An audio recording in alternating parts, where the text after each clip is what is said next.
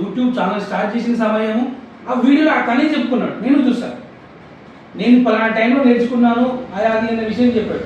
ఎప్పటి నుంచి ఆయనని ఫాలో అవుతున్నాను అని చెప్పాడు. ఆ వీడియో ఒకసారి మళ్ళీ జనాలు చూస్తే కనుక అర్థమవుతుంది ఏంటి అంటే దానికి దీనికి 3 నెలల తేడా లేదు.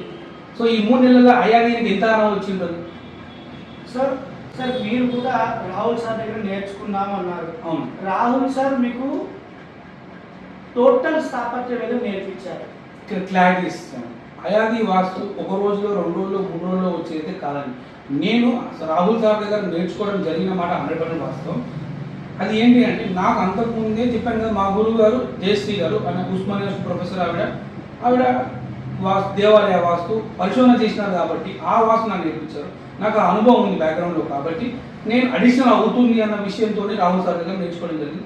నాకు అతని దగ్గర నేర్చుకుంటే నాకు ఎంతవరకు బెనిఫిట్ అవుతుందో అంతవరకు నేను నేర్చుకోవడం జరిగింది. అక్కడ ఆయన క్లియర్గా చెప్తారు ఏంటి ఇది రెసిడెన్షియల్ వాస్తు. దాంట్లో కొన్ని అంశాలు చెప్తారు, కొన్ని నేర్పిస్తారు.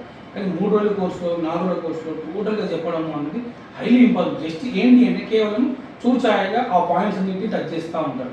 వాస్తులో ఈ ఒక పదం ఉంటుంది, ఈ పదం ఉంటుంది అన్న విషయం మాత్రం టచ్ చేస్తారు తప్ప వాటి గురించి నిగుడ డెప్త్ అనేది ఉండదు.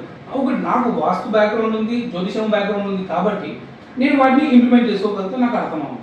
నీకు జ్యోతిష బ్యాక్గ్రౌండ్ లేకుండా వాస్తు అన్నది అర్థం అవ్వదు. ఎందుకోసం అంటే ఫస్ట్ ఆయది స్టార్ట్ అయ్యేది తారాబలంతో స్టార్ట్ అయ్యేది. నీకు తారాబలం అంటే ఏంది, ఎలా లెక్క కట్టాలన్న విషయం నీకు తెలియాలి. అది లేకపోతే నాకు జ్యోతిష బ్యాక్గ్రౌండ్ కాబట్టి నాకు కానీ ఆయన మొత్తం అయితే నేర్పాడు. ఆయన 2 కోర్సులు పెట్టుకున్నాడు. ఒకటి దేవాలయ వాస్తులో ఒక కోర్సు ఉంటుంది, షడాయంతో మనకు గృహ వాస్తులు ఉంటుంది. ఈ గృహ వాస్తులో కూడా మళ్ళీ అపార్ట్మెంట్ల కల్చర్ అని చెప్పేసి కానీ లేకపోతే విల్లాలని కానీ రాజమాలని ఇవన్నీ మీకు ఏముండేయండి. ఇంకోటి